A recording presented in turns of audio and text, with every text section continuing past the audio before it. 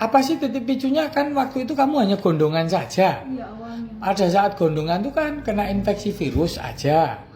Harusnya sembuh sendiri karena namanya penyakit infeksi virus itu self limiting disease, penyakit yang sembuh sendiri. Kayak gondongan, cacar air, cangkrangan gitu. Terus campak, herpes macam-macam itu kan sembuh sendiri. Tapi ketika sistem pertahanan tubuhnya tidak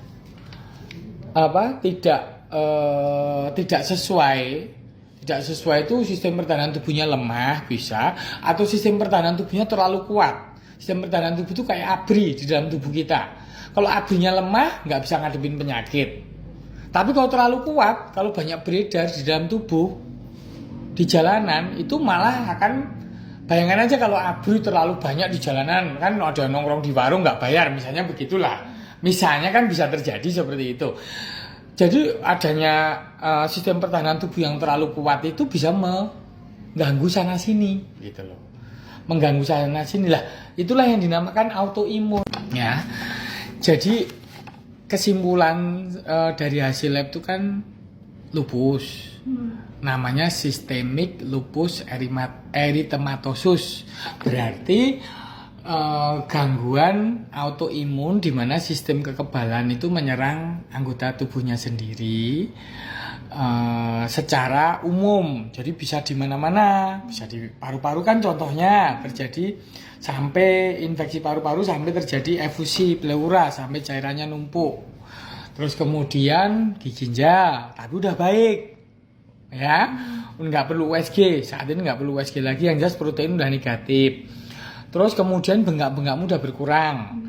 Tapi bengkak-bengkak itu bisa juga nanti agak lambat berkurang ketika kamu minum obat rutin. Karena obat itu, obat kortikosteroid yang tadi methylprednisolone tadi, lamison tadi loh, itu kalau diminum terus-terusan akan menimbulkan kamu nafsu makannya bertambah.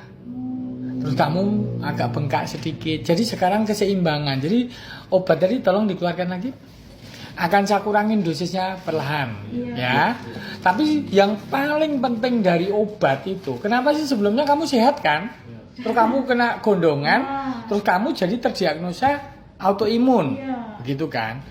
Berarti saat kamu gondongan yang harusnya sembuh sendiri, orang di kampung cuma dikasih blau sembuh, lah kamu nggak sembuh karena memang kekebalan tubuhmu kacau, mungkin pola hidupmu kacau, stres. Di sana kamu beban kuliah sangat banyak, tidurmu jam 3 malam. Ya kalau kamu liburan oke, bangun jam 10 pagi lah. Kalau kamu nggak liburan, macam mana kamu tidur cuma 3 jam 4 jam. Jadi sekarang hidup seperti pola kakek nenek kita deh yang ada dulu. Coba belajar dari orang kampung. Kamu sesekali di Surabaya sana tengok orang di kampung. Kenapa sih kakek nenek itu hidup sampai pada tua? Mereka tidurnya jam berapa ya? Tanya kek. Mbah, bubuknya jam berapa? Rata-rata jam 8, jam 9. Dan kemudian tidur 8 jam. Terus pagi biarpun mereka nggak olahraga, tapi jalan. Ke sawah, kemana-mana, kamu kan mager. HP, laptop. Kamu harus aktif, kamu harus ubah supaya kamu sehat sampai tua kelak. Jadi bukan berarti ini nggak bisa sembuh.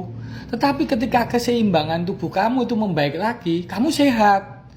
Namanya autoimun itu ada pemicunya. Sulit diketahui penyebabnya secara pasti. Ini pun hanya dugaan bahwa penyebab awalnya dari gondongan. Tapi jarang sekali loh, langka sekali kasus kayak gitu.